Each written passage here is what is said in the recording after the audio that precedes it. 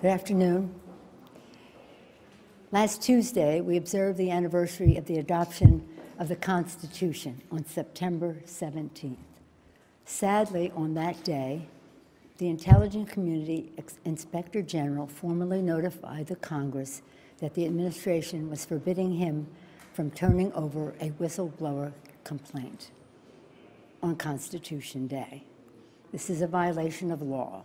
Shortly thereafter, press reports began to break of a phone call by the President of the United States calling upon a foreign power to intervene in his election. This is a breach of his constitutional responsibilities.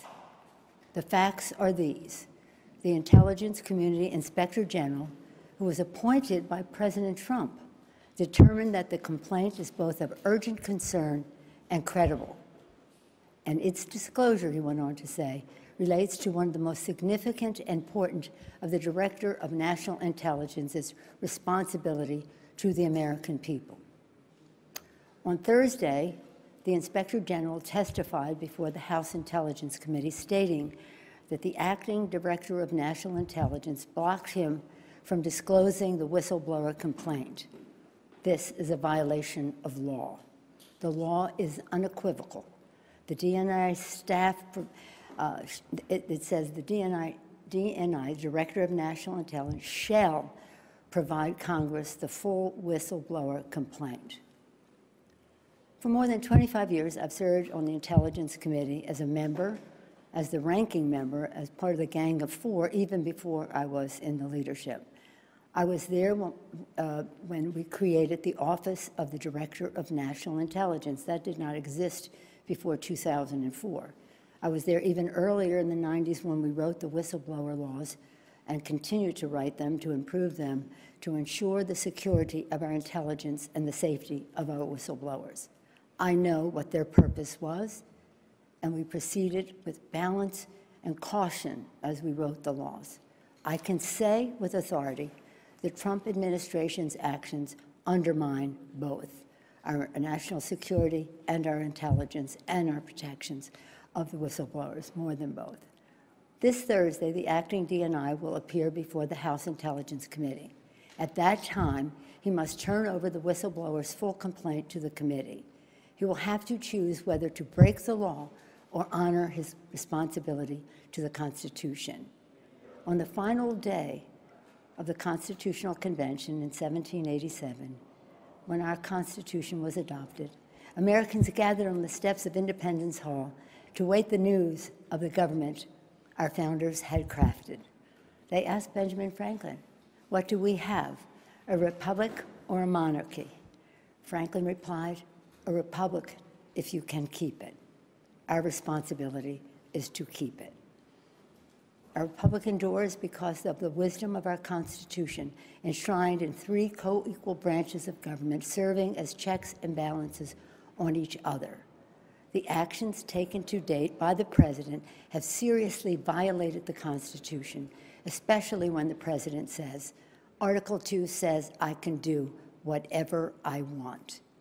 For the past several months, we have been investigating in our committees and litigating in the courts, so the House can gather all the relevant facts and consider whether to exercise its full Article 1 powers, including a constitutional power of the utmost gravity, approval of articles of impeachment. And this week, the President has admitted to asking the President of Ukraine to take actions which would benefit him politically. The actions of the Trump presidency revealed the dishonorable fact of the President's betrayal of his oath of office, betrayal of our national security, and betrayal of the integrity of our elections. Therefore, today, I'm announcing the House of Representatives moving forward with an official impeachment inquiry. I'm directing our 6 committees to proceed with their investigations under that umbrella of impeachment inquiry. The President must be held accountable. No one is above the law. Getting back to our founders, in the darkest days of the American Revolution, Thomas Paine wrote, "The times have found us. The times found them to fight for and establish our democracy. The times have found us today.